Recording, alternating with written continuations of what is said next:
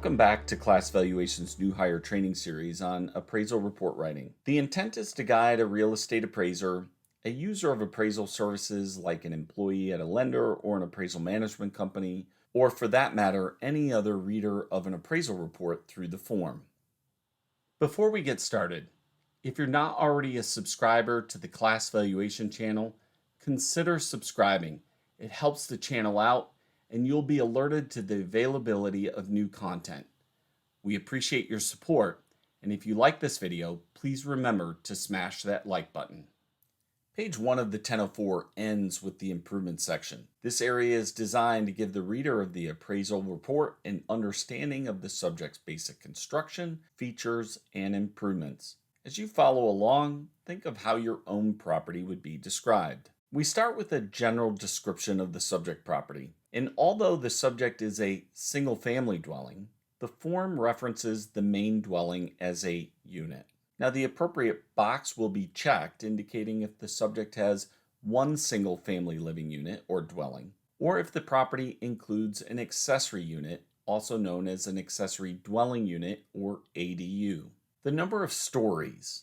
Well, here the appraiser will indicate the number of stories or levels of the main house that are located or situated above grade or ground level. A ranch-style dwelling would be indicated by the number 1. If the subject's dwelling is improved with 2 fully finished floors of living space above grade, the number inserted here would be 2. However, a Cape Cod or a split level is not improved with fully finished second stories, so these would be indicated as 1.5, meaning 1.5 stories are above the ground level. The next line, type, provides the manner of unit attachment since there are varying types of single-family homes, such as half a duplex or a townhome. The appraiser will check the appropriate box from the selection. DET, or detached, means the subject is completely unattached from any other dwelling. ATT, or attached, means the subject is attached to other dwellings by common walls, one on each side. SDET, or end unit,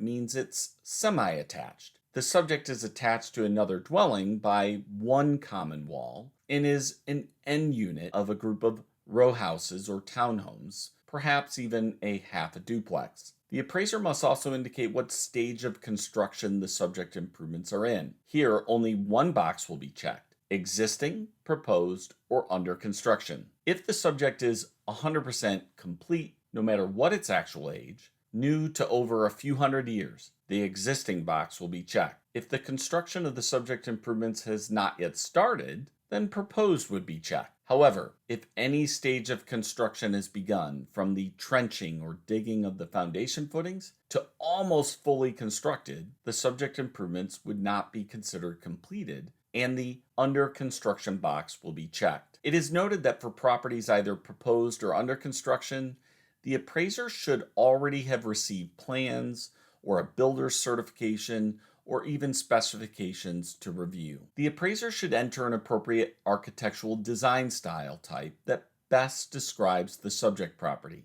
Valid descriptions include, but are not limited to, colonial, ranch, Georgian, farmhouse, etc. The appraiser should be careful not to describe the main dwelling using terms such as brick, 2 stories, average, conventional, or typical, as these are not considered architectural styles. Design style names may vary by locality, and the appraiser should report the name of the design style that is common to the local market area. The actual year built is entered and will reflect the oldest section of the subject dwelling. For example, if a home was built in 1925 and had just underwent major renovations, and one foundation wall was left from the original structure, then the year built will reflect 1925, not the year of the renovation. Now, further commentary would be expected within the addendum of the report. The effective age is the appraiser's opinion of the subject's age at the time of inspection. The appraiser takes into consideration all improvements such as remodeling, additions, new roofing, furnace, etc. They also consider any deferred maintenance, wear and tear of the subject's improvements. With new construction, the effective age would be 0. A property, though, that is 20 years old with a new roof, furnace, flooring, remodeled kitchen, and No deferred maintenance might be something less than its actual age, and the effective age could be something like 10 years. The attic is the area between the roof boards and the interior ceiling. Now, not all dwellings have an attic, such as manufactured homes and even sometimes row or townhouses. Under the attic section, more than one box may be selected. For example, if the subject has a staircase leading to the attic, the entire space may have been improved with a floor, finished ceilings, and walls. Then we would see 3 boxes checked for the stairs, floor, and finished. However, a typical dwelling has just one scuttle access or 2. That is a hatch in the ceiling, and they're typically located in a hall or closet. If the appraiser is required to inspect the attic, such as for an FHA or USDA assignment, they physically, at a minimum via head and shoulders, observe the interior of the attic for adequate insulation, ventilation such as vents or windows, and the condition of the interior roof structure, trusses and support beams, and the underside of the roof sheeting boards. Any deficient materials, leaks, or readily observable evidence of water damage, mold, structural problems, previous fire damage, exposed or frayed wiring, or any other health and safety deficiencies must be noted by the appraiser if they're going to condition the appraisal report for repair and or inspection by a qualified contractor, inspector, or third party. The foundation is the area below the main floor of the dwelling. Now, all dwellings have some sort of foundation, and more than one checkbox may be selected for the subject's foundation. A concrete slab is a flat surface at grade, and it is the most inexpensive foundation to install. The crawl space indicates the main floor of the dwelling is raised above grade, and that there is a space or void between the ground and underneath the subject's main level. This area includes the first reference to any below grade space associated with the dwelling. If the subject has a full or partial basement, then the square footage, along with the percentage of the area that is finished, must be included. This finish could be comprised of similar quality construction and materials as the main dwelling, or of lesser quality materials such as dropped ceiling tiles, wood paneling, or vinyl floor covering. Another quick point: not all types of foundations are provided for selection here, such as a post and pier. For this type of foundation, the appraiser would simply check the box labeled crawl space, as there is a void between the ground and underneath of the dwelling's main floor. If the subject has direct outside access, the appraiser would check the box indicating such. If there is a sump pump located within the basement or crawl space, this box would be checked. The sump pump will be connected to the drainage system, and it automatically detects and pumps out excess groundwater seepage to prevent interior flooding. This section also provides checkboxes for any noted signs of infestation of insects and rodents, etc. Additional boxes are provided to denote observed dampness or settlement, such as standing water or cracking in the foundation construction. When any of the above is discovered, the appraiser will provide additional commentary to explain. In addition, the appraisal report would be made subject to repairs and or an inspection by a qualified individual. Here are some examples of dampness found in foundations. Here are some samples indicating foundation settlement issues.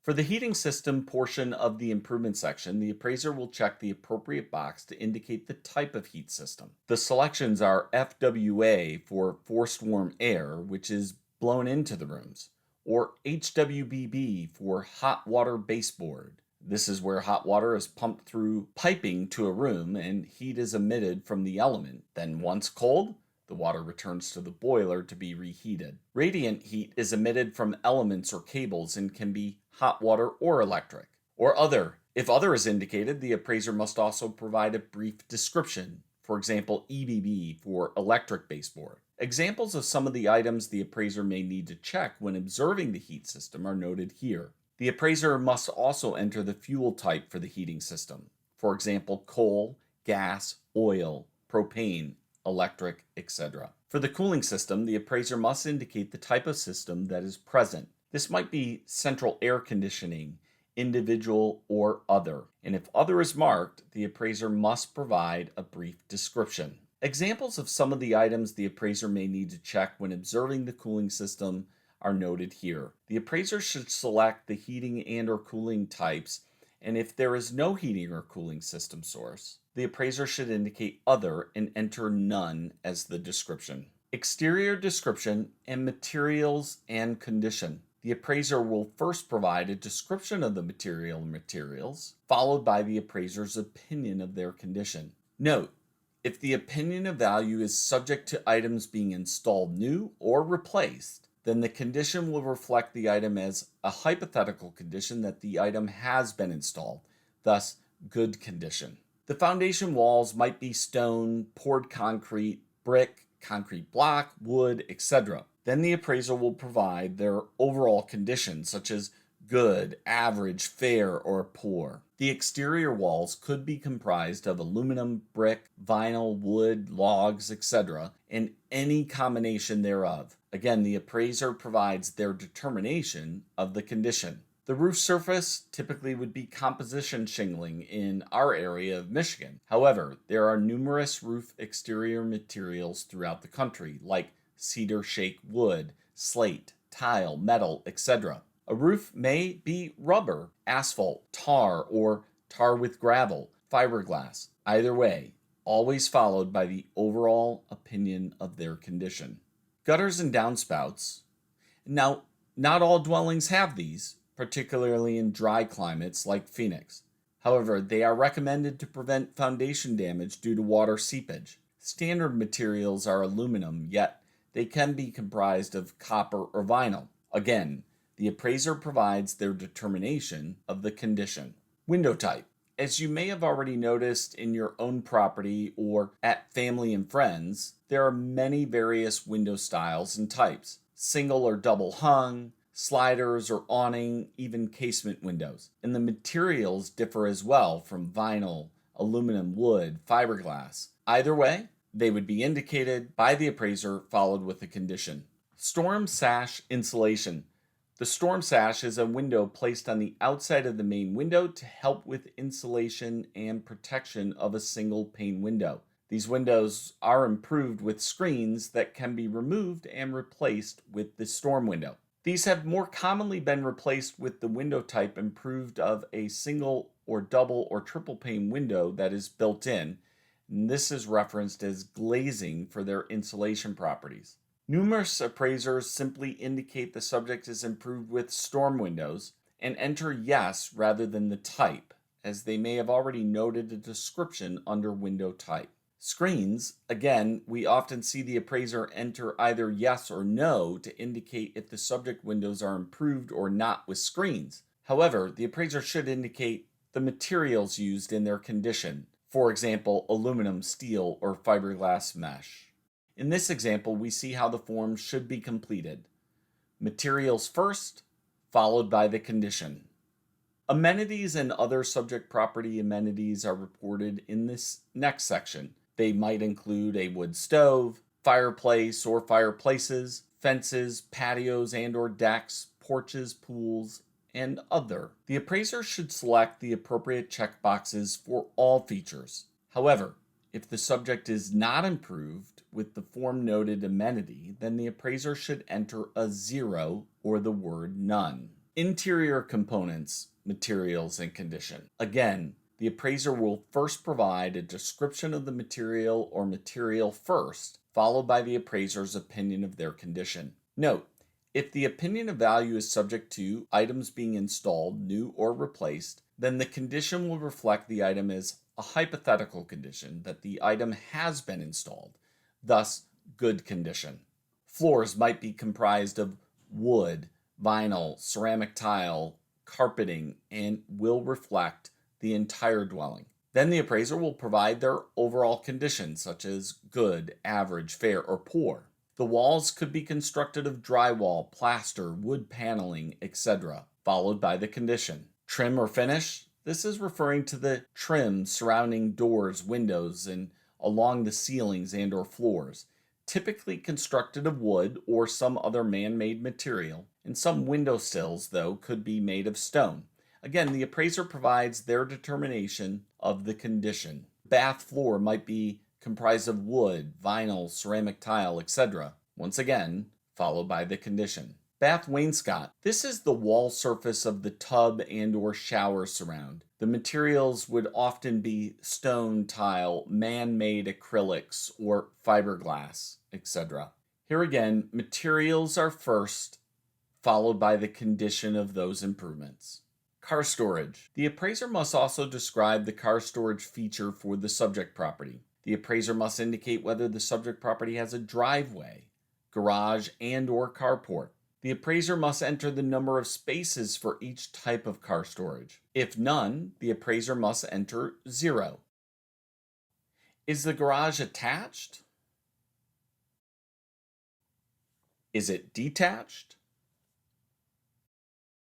Or is it built in? Built in would indicate there's a living area above the garage. The appraiser must also check the applicable checkboxes to indicate the appliances that exist. An entry in a checkbox means that the item was considered part of the real estate and is included in the value. The checkboxes presented here show the basic appliances found in most dwellings.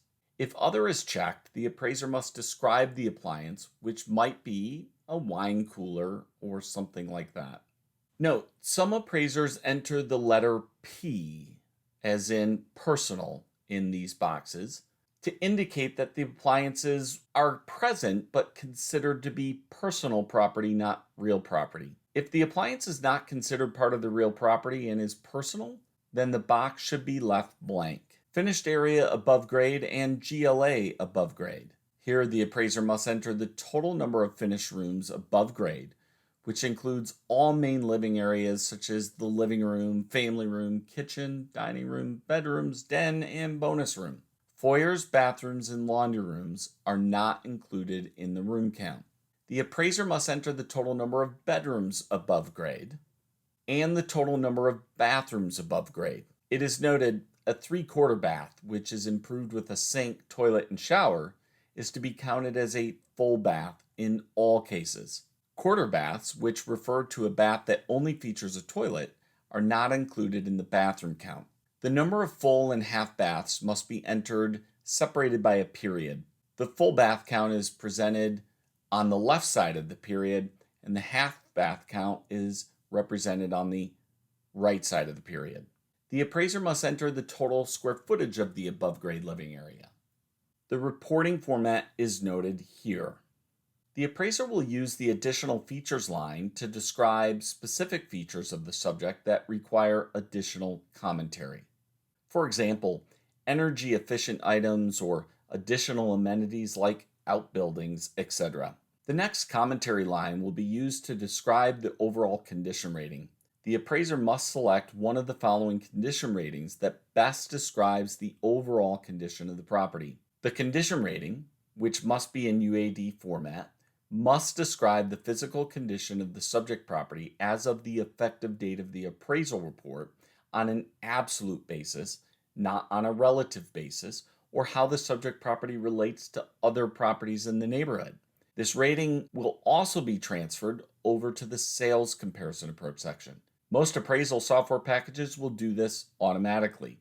The definitions of the ratings listed here should be provided in the appraisal report as an addendum page. Next to the condition rating, the appraiser must select the kitchen and bathroom age and updating condition from a drop-down menu in their software. This is an area where those unfamiliar with the form think the appraiser is misrepresenting recent improvements. This area, again, only references the kitchen and bath, and once a box is selected by the appraiser, the software inputs it into the form. The appraiser will follow with a time frame by which the updating or remodeling occurred. The appraiser will follow with a time frame by which the updating or remodeling occurred. Some time frames are less than 1 year ago, 6 to 10 years ago, and or unknown.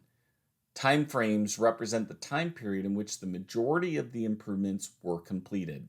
Following the kitchen and bathroom condition, there is a space for the appraiser to provide additional information on other areas of the subject dwelling that have been improved, as well as areas of deferred maintenance and needed repairs. It is important to note that the appraiser can and must provide any additional information required to communicate an appraisal in a manner that is meaningful and not misleading, including providing sufficient information to enable the client and any other intended user to understand the appraiser's conclusions regarding the property condition, which include any updates or remodeling. The appraiser then goes on to state additional details about the improvements. Are there any physical deficiencies or adverse conditions that affect the livability, soundness, or structural integrity of the property?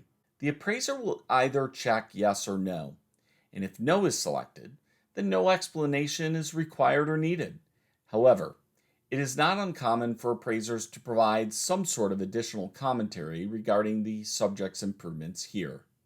If the yes is indicated, the appraiser must supply an explanation of the feature or features, and it is likely that the appraisal report will need to be conditioned on the repair or alteration of the condition or required inspection by appropriately qualified individuals or entities. Does the property generally conform to the neighborhood? The appraiser will check either yes or no. If the response is checked yes, then no explanation is required or needed. However, if no is selected, the appraiser must provide an explanation of the lack of conformity issue. Today's video could not be possible without the use of these trusted sources. We encourage you to view the remaining videos in this series. And don't forget, if you're not already a subscriber to the Class Valuation channel, consider subscribing, and if you like this video, please remember to smash that like button. Thank you for taking the time to check this video out, and have a great day.